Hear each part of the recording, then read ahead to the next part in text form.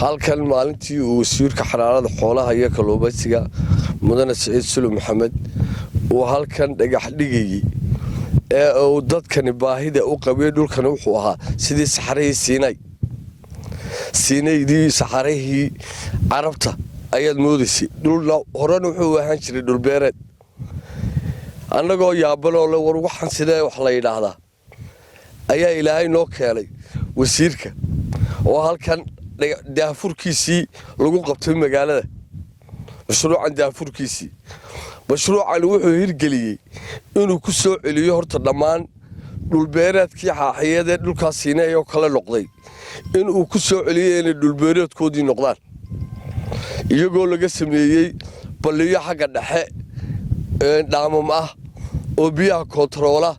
iyadoo loo kala duway dhulkii biyuhu dhammaan u qaban jireen oo dhan beeruhu ka cabi jireen oo dhan mashruucani calafka xoolaha meesha gobolkani waa gobolka ugu xoolaha badan leh dhammaan gobolada Soomaaliland waa xoolo dhaqato boqolkiiba 70 meelo fara badanna waxaan jecelnay in looga qabto ayaan codsanaynaa halkan madhe dhalkii weeyaan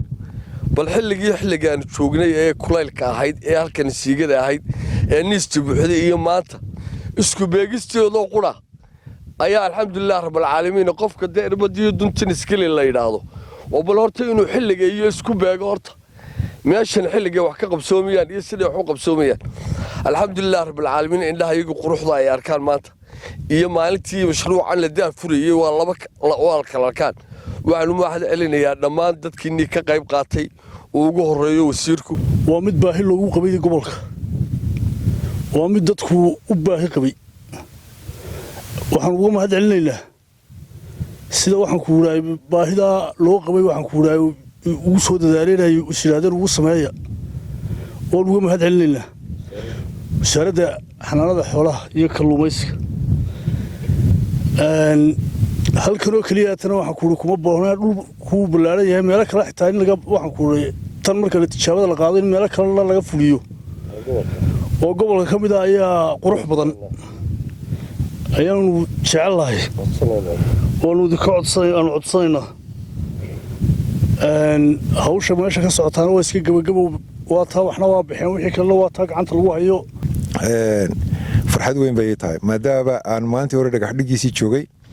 maanta oo dhulkii greenka uu yahay oo waxaan ku oray haruurkiisa uu sameeyahay oo dheelidii dhinaca isku haysana aan taaganahay waxaan leeyahay alxamdulillah rabbil caalamiin ilaahay baa mahadaale waxaan rajeynayaa dadka kale hareeraha inaga xiga